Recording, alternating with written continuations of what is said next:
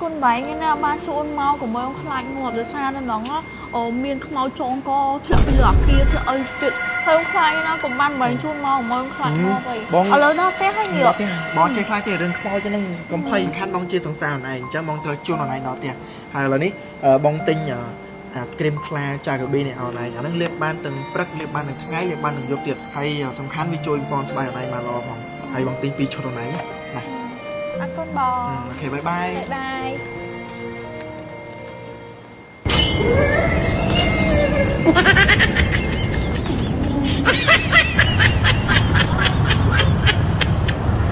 ហើយថ្ងៃនេះខ្ញុំសូមណែនាំពីគ្រីមថ្លាចាកាប៊ីដែលជាគ្រីមខ្ញុំប្រើប្រាស់រាល់ថ្ងៃនេះតែម្ដងហើយខ្ញុំរីកមិនអ្នកទាំងនេះគួរតែប្រើប្រាស់ទាំងគ្នាដើម្បីថែទាំស្បែកមុខយើងឲ្យបានល្អសម្រាប់គ្រីមថ្លាចាកាប៊ីនេះដែរនៅពេលដែលយើងលាបទៅគឺជួយថែបំពន់ស្បែកមុខយើងបានល្អខ្លាំងមែនទែនជាពិសេសធ្វើឲ្យមុខយើងទូរលោងភ្លឺថ្លាហើយលាបយូរទៅធ្វើឲ្យស្បែកមុខយើងមើលមកបែប glow class skin តែម្ដងហើយគ្រីមថ្លាចាកាប៊ីនេះគឺវាជួយកាត់បន្ថយការរោរមាស់ក៏ដូចជាប្រតិកម្មបានលឿនផងដែរហើយសម្រាប់អ្នកដែលមានស្បែកមុខស្ងួតក៏ដូចជាឡើងមុនបែកសកាប្រេះឬក៏បែកព្រុយនៅពេលដែលយើងលាបទៅគឺធ្វើឲ្យមុខយើងត្រជាក់ហើយមានសំណើមខ្លាំងដូចដែលយើងផឹកទឹកមួយថ្ងៃ3លីត្រចឹងបងប្អូនហើយវត្ថុធាតុដើមគ្រីមថ្លាចាកាប៊ីនេះគឺមកពីប្រទេសបារាំងបែបស្តង់ដាររាប់តែម្ដងដូច្នេះបងប្អូនអាចរកទិញបាននៅលើទីផ្សារនិងនៅលើអនឡាញតោះកំងឥឡូវនេះដើម្បីទទួលបានកាដូជាច្រើនទៀតជាមួយនឹងគ្រីមថ្លាចាកាប៊ី